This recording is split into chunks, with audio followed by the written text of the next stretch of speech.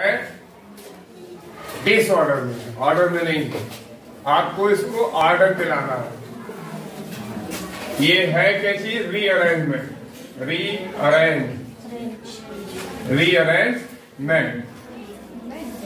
Rearrangement of sentence.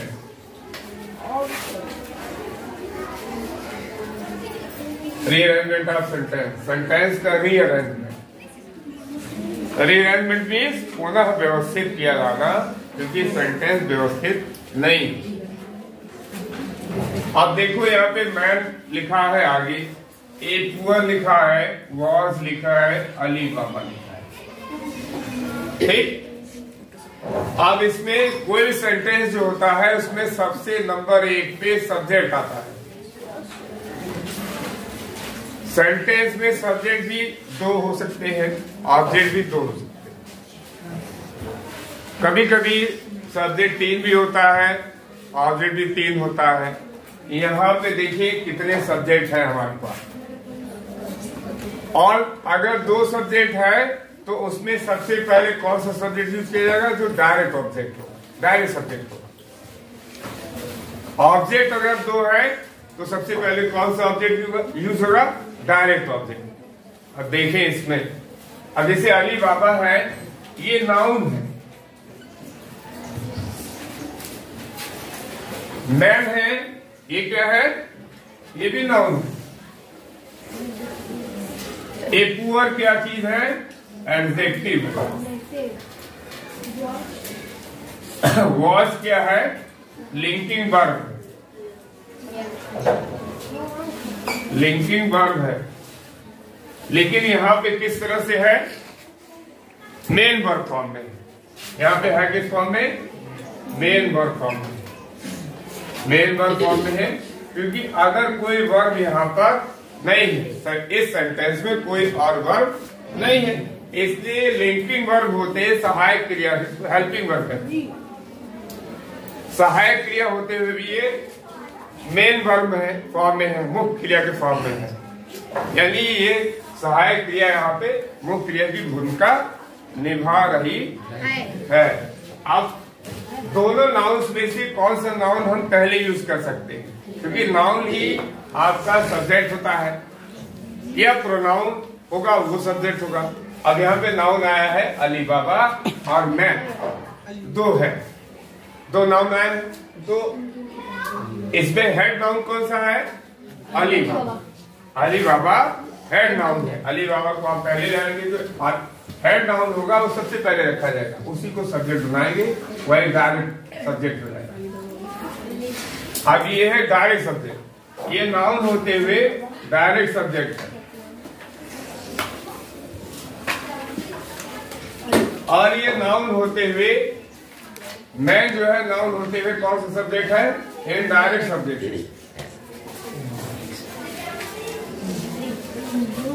ये indirect subject है। ठीक। अब डायरेक्ट सब्जेक्ट इनडायरेक्ट सब्जेक्ट है तो डायरेक्ट सब्जेक्ट को हम हेड वर्ड बना लेते हैं। ये क्या हो गया? Head word. हेड वर्ड है, हेड वर्ड है, और यही हमारा असली सब्जेक्ट है, रियल सब्जेक्ट यही। अब यहां से स्टार्ट किया अली बाबा। जब सब्जेक्ट आ जाता है सेंटेंस पे तो उसके बाद हमें क्रिया की जरूरत पड़ती है। यहाँ पे क्रिया आई हुई है, लिंकिंग वर्ब, मेन फॉर्म में इसको उठा के रख दी। सब्जेक्ट के तुरंत बाद क्रिया की जरूरत होती है, वर्ब की जरूरत होती है। अली बाबा के बाद वॉज, अली बाबा वॉज। ठीक। अब पुअर आया है, ये एडजेक्टिव है। आपके पास ये जो दूसरा नाउन है ये इनडायरेक्ट सब्जेक्ट है। अब यहाँ पे ये सब्जेक्ट फॉर्म में तो आया नहीं, अब ये चला कहाँ जाएगा? ऑब्जेक्ट फॉर्म में। अब ये सब्जेक्ट होते हुए किस तरह का काम करेगा? ऑब्जेक्ट। इनडायरेक्ट सब्जेक्ट है लेकिन ये काम करेगा ऑब्जेक्ट की तरह। और ना डायरेक्ट ऑब्जेक्ट ना इनडायरेक्ट ऑब्जेक्ट, सिर्फ ऑब्जेक्ट की तरह यहाँ पे काम करेगा। उठा, और सबसे ऑब्जेक्ट होता कहाँ है? सेंटेंस के सबसे आखिर में, सेंटेंस के सबसे आखिर में। उससे पहले हमारे पास एडजेक्टिव है, इसका हम यूज कर लेंगे। अली बाबा वॉज ए पुअर। ये एडजेक्टिव यहाँ पे आपका आ गया। आप मैन उठा के पीछे आ गया, मैन है ऑब्जेक्ट फॉर्म में आ गया। इनडायरेक्ट सब्जेक्ट होते हुए इसका प्रयोग हो गया यहाँ पे ऑब्जेक्ट के रूप में। ठीक, आप तो इनडायरेक्ट ऑब्जेक्ट सब्जेक्ट, लेकिन यूज किस तरह हुआ? ऑब्जेक्ट, सिर्फ ऑब्जेक्ट के रूप में, ना इनडायरेक्ट ऑब्जेक्ट ना डायरेक्ट ऑब्जेक्ट, क्योंकि एक ही ऑब्जेक्ट है, दो तो है नहीं। अगर दो होता तो डायरेक्ट इनडायरेक्ट होता, इसलिए ये ऑब्जेक्ट फॉर्म में यूज हुआ, इनडायरेक्ट सब्जेक्ट होते हुए ऑब्जेक्ट फॉर्म में। और ये पुअर जो है सब एडजेक्टिव है। अब पुअर क्वालिफाई कर रहा है, एडजेक्टिव करता है क्या काम है? एडजेक्टिव का काम क्या है? क्वालिफाई करना। किसको क्वालिफाई करता है? नाउन और प्रोनाउन। एडजेक्टिव डेफिनेशन है, an adjective is a word that qualify noun और प्रोनाउन। अब ए पुअर कौन है? अली बाबा। अली बाबा नाउन है, इसको ये क्वालिफाई करा, इसकी विशेषता बता रहा है। अली बाबा कैसा आदमी है? अली बाबा कैसा आदमी? गरीब आदमी। विशेषता बता रहा ना, अली बाबा इज नाउन, गरीब आदमी है, इसकी विशेषता बता रहा है पुअर आदमी है, गरीब आदमी। ठीक, नेक्स्ट सेंटेंस में चले। ये समझ में आया? अब ये आपका ये सेंटेंस है, क्या हो गया? ये अरेंज फॉर्म में आ गया ना, अरेंज ऑर्डर में आ गया। ये अरेंज ऑर्डर में हो, अरेंज ऑर्डर में हो गया, अरेंज ऑर्डर में हो गया। बोले अरेंज ऑर्डर में। ठीक है, अरेंज मीन्स अरेंज करना, अरेंज मीन्स अरेंज्ड हो गया, यानी व्यवस्थित हो गया, अपने राइट फॉर्म में आ गया। ठीक है, बात समझ में आई? नेक्स्ट देखिए,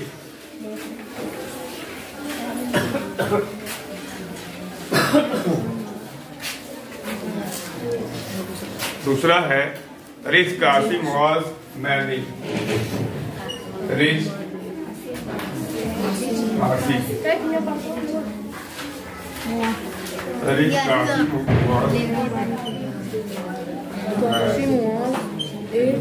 रिच मैन। अब यहाँ पे बच्चों देखो, कासिम क्या है? नाउन। मैन क्या है? नाउन। वॉज क्या है? Adjective. Was linking verb. A क्या है? आर्टिकल। क्या है? आर्टिकल। रिच क्या है? एडजेक्टिव। रिच क्या है? एडजेक्टिव है। कासिम है, नाउन है। ठीक, मैन क्या है? नाउन है। वॉज क्या है? हेल्पिंग वर्ब है। हेल्पिंग वर्ब आप लिंकिंग वर्ब, हेल्पिंग वर्ब चाहे लिंकिंग वर्ब। और किस फॉर्म में? क्योंकि यहाँ पे कोई और वर्ब है नहीं, अकेली वर्ब है, इसलिए मेन वर्ब फॉर्म में। ये वर्ब मेन वर्ब फॉर्म में, लिंकिंग वर्ब है, हेल्पिंग वर्ब है, लेकिन मेन वर्ब फॉर्म में, क्योंकि अकेले। अगर दो होती तो अलग अलग लिखा जाता, लेकिन ये हेल्पिंग वर्ब होते हुए मेन वर्ब फॉर्म में है, अकेले ही ये काम करने सहायता करे। और एडजेक्टिव ये वर्ब है क्या चीज?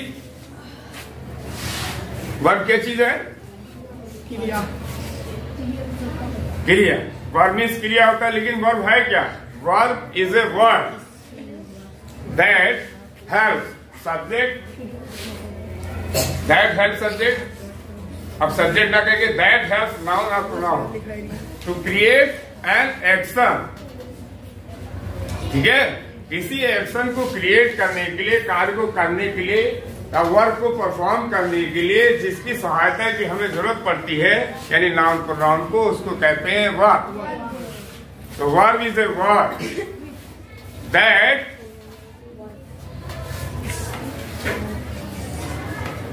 मालूम नहीं, you doesn't know what is verb.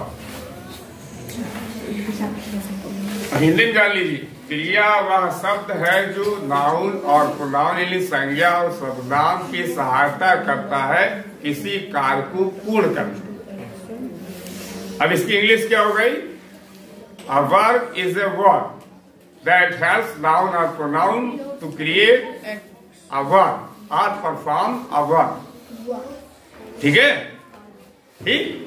Help करता है क्रिया, वो जो है कर्ता की, कर्ता में नाउन है और नाउन को नाउन दो ही कर्ता होते हैं, दोनों की हेल्प करता है किसी कार्य को परफॉर्म करने। जैसे अभी बड़ा सा पत्थर रखा हो, समझ लीजिए इसको बात, बड़ा सा पत्थर रखा है, आप उसको ढकेलो तो ढकेल के हटा नहीं पाओगे, वर्क परफॉर्म नहीं होगा, कार्य पूर्ण नहीं होगा। लेकिन जैसे उसके नीचे कुछ लगा दिया, बेंचर लगा दिया, साबर लगा दिया, तो उसकी हेल्प से उसको आपने एक जगह से दूसरी जगह स्थानांतरित कर दिया। ठीक है, सहायक। तो क्रिया क्या है? सहायक है। किसकी सहायक है? नाउन या प्रोनाउन। जैसे आपका नाम है तो आप नाउन है, और आपका नाम नहीं है, ही है, तो आप प्रोनाउन है। तो आपकी जो है क्रिया क्या करती है? मदद करती है किसी कार्य को संपादित करने में। क्लियर? बात समझ में आई? अब इसमें हमारे पास दो नाउन है और डायरेक्ट नाउन हमारे पास कासिम है। मैं डायरेक्ट नाउन नहीं, इनडायरेक्ट नाउन। ठीक। अब इसको उठाइए, हमने आगे किया कासिम। डायरेक्ट नाउन जो होता है उसी को हम हेडवर्ड बनाते हैं। हेडवर्ड मीन्स मुख्य शब्द, मुख्य शब्द। जैसे दो नाउन है, अब उसमें से मुख्य शब्द हमारा कासिम है। मैं मुख्य शब्द, क्योंकि ठीक कासिम। उसके बाद तुरंत सब्जेक्ट के तुरंत बाद हमें वर्ड की जरूरत पड़ी, वर्ड लगा दिया कासिम, आरपी लगा दिया, ठीक।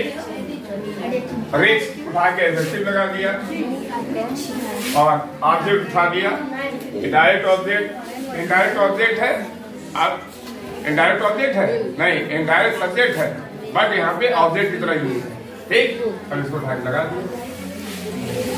ठीक, बात समझ में आ गई? तो Kashi was a rich man. Kashi में धनिया हाँ, ये अमीर आदमी था। नेक्स्ट है, देखो बात को समझो जो बता रहे। नेक्स्ट सेंटेंस देखो बच्चों, सिटिंग,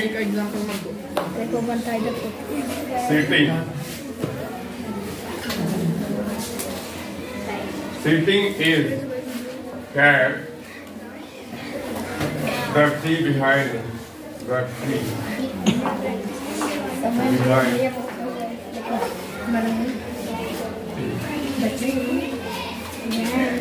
देखो बच्चों,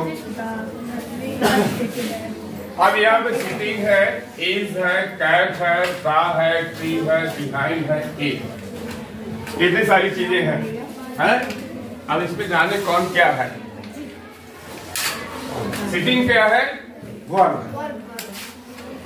सिटिंग क्या है? वो भी आईएनजी फॉर्म पर। वर्ब है आईएनजी फॉर्म। इज क्या है? वर्ब है। कौन सी वर्ब है? लिंकिंग वर्ब है और हेल्पिंग वर्ब है। अब यहाँ पे दो वर्ब आ गई। ठीक। कैट क्या है? नाउन है। दा क्या है? आर्टिकल है। ट्री क्या है? नाउन है। बिहाइंड क्या है? प्रीपोजिशन है।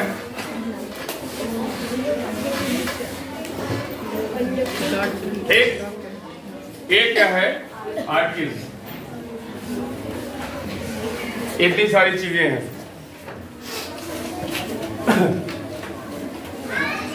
अब मेन वर्ब इसमें क्या है?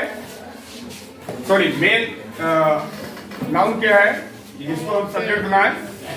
जैसे हमारे पास कैट है और ट्री है, दो है। अब इसमें से हमें चुनाव करना है कि कौन हम डायरेक्ट रखें। मतलब डायरेक्ट सब्जेक्ट कौन सा है?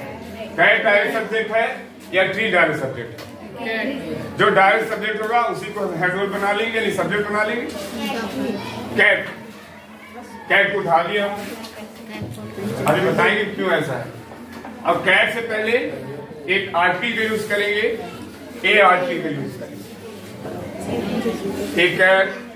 अच्छा, जब दो वर्ब आई हो, जब सेंटेंस में दो वर्ब का यूज हो तो सबसे पहले helping verb, then after main verb. अब यहाँ पे हेल्पिंग वर्ब आई हुई है, linking verb is, cat is. Helping verb या लिंकिंग वर्ब के तुरंत बाद मेन वर्ब का यूज करें। मेन वर्ब यहाँ पे क्या है? सिटिंग।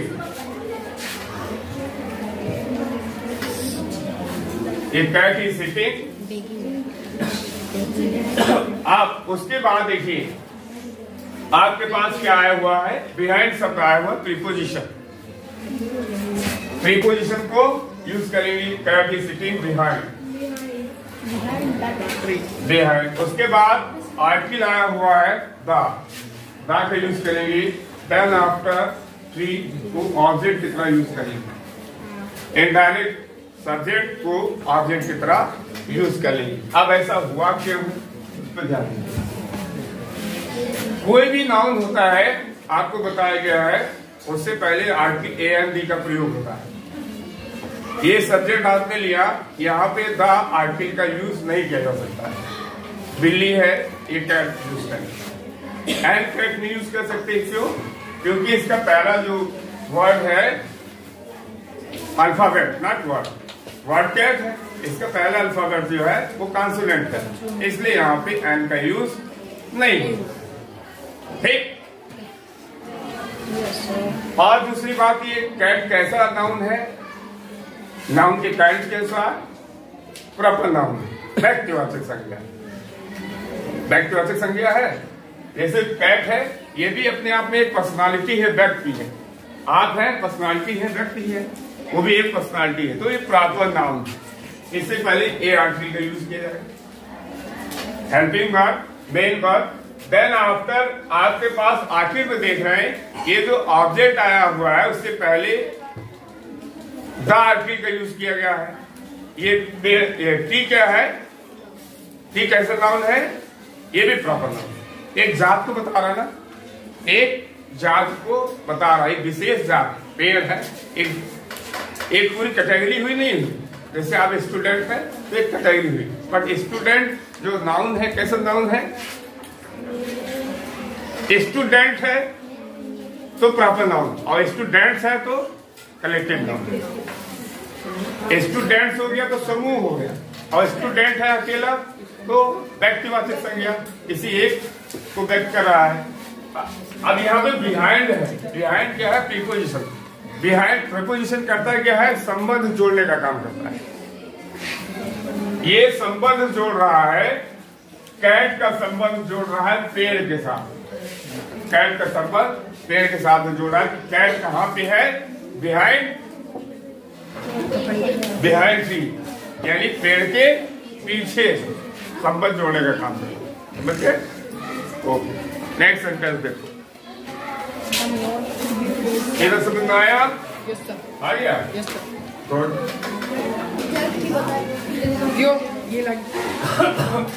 नेक्स्ट सेंटेंस देखो बच्चों। Come you will days after the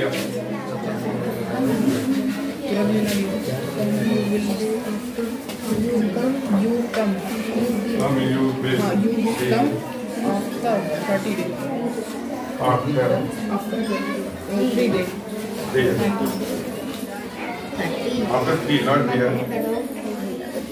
देखिए डॉक्टर सेंटेंस सुने। Come you will days after 3. कम क्या है? वर्ब। बिल क्या है? ये भी वर्ब। डेज क्या है? नाउन।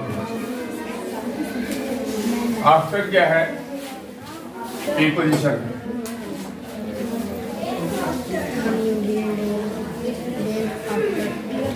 फ्री क्या है? Indirect object. Indirect object. And now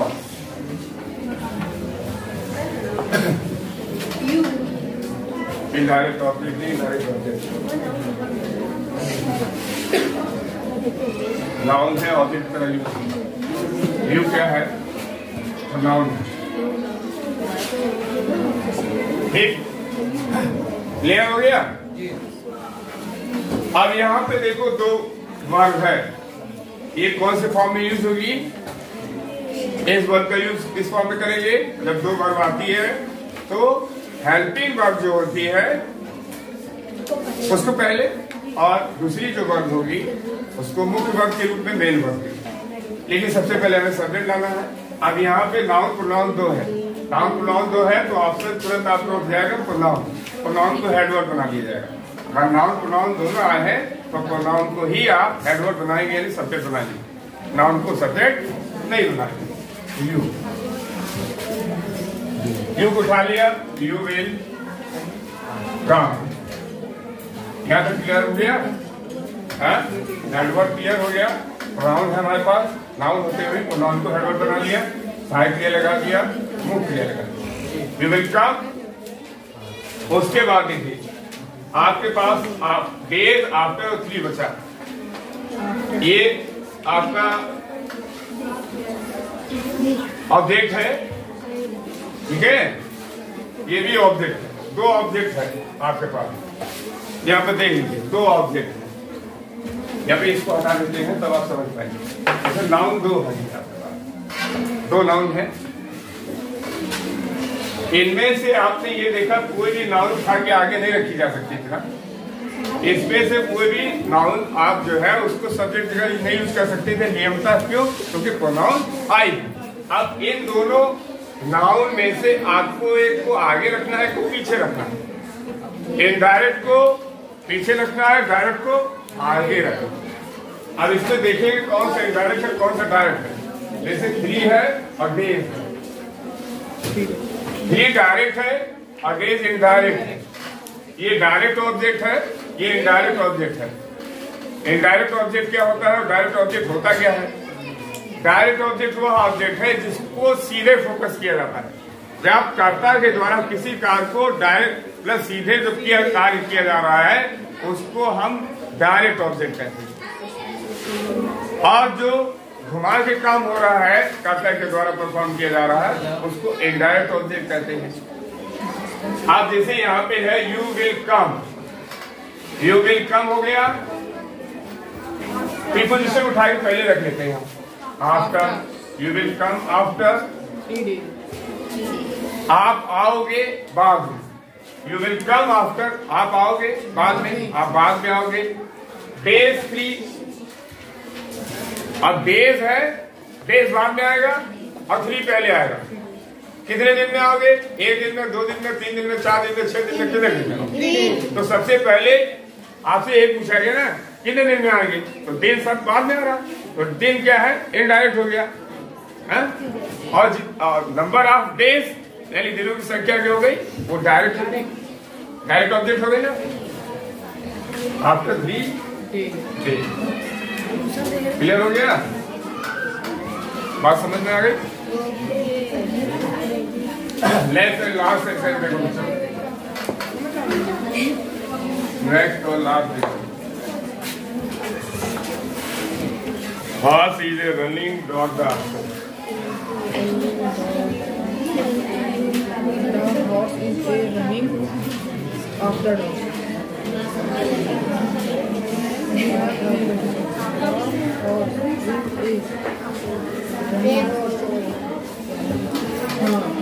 देखो ये लास्ट सेंटेंस है।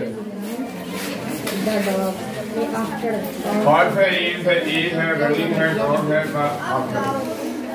क्या है? आर्टिकल है। ए क्या है? आर्टिकल है। रनिंग क्या है? मेन वर्ब है। इज क्या है? हेल्पिंग वर्ब है। अच्छा, हेल्पिंग वर्ब है। हॉर्स क्या है? हॉर्स है, डॉग है, 2 है। हॉर्स नाउन है, डॉग भी नाउन है। आफ्टर क्या है? प्रीपोजिशन। ठीक।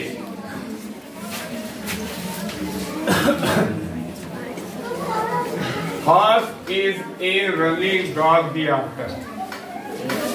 अब इसमें से बच्चों देखो आपको उठाना है तो आप सोचोगे कि हम डॉग को भी उठा सकते हैं हॉर्स को भी उठा सकते हैं।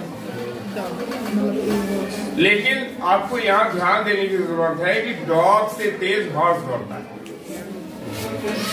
हॉर्स से तेज डॉग नहीं दौड़ता है। तो हम इसको कॉमन सेंस समझेंगे। कॉमन सेंस के रूप में आपने सबसे पहले क्या उठा लिया? हॉर्स। इसको उठा लिया, हॉर्स को उठा लिया, ए उठा लिया, डॉग उठा लिया। ये डॉग जो है हॉर्स के पीछे दौड़ता है। तो डॉग हमारा क्या हो गया? एडवर्ड हो गया। और डॉग से पहले ए लगा देंगे क्योंकि कॉन्सोनेंट है। ए डॉग, उसके बाद is running, a dog is running.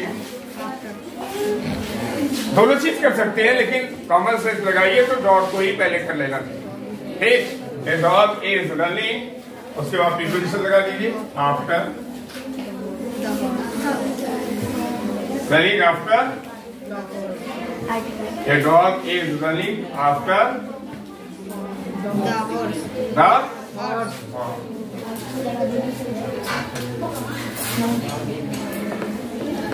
इसका अर्थ क्या निकला बच्चों? एक कुत्ता, घोड़े के बाद एक कुत्ता दौड़ रहा है, एक कुत्ता दौड़ रहा है घोड़े के बाद। अब इसको उठा के पहले कर लेते तो the horse is running after dog. तो कॉमन सेंस की वजह से डॉग को आगे किया कि कुत्ता जो है घोड़े के पीछे दौड़ रहा है, घोड़ा कुत्ते के पीछे नहीं दौड़ रहा। कॉमन सेंस का यूज करते हैं। और दोनों चीजें आप कर सकते हैं, चाहे तो इसको भी हेडवर्ड बना सकते हैं, चाहे तो इसको भी हेडवर्ड बना सकते हैं।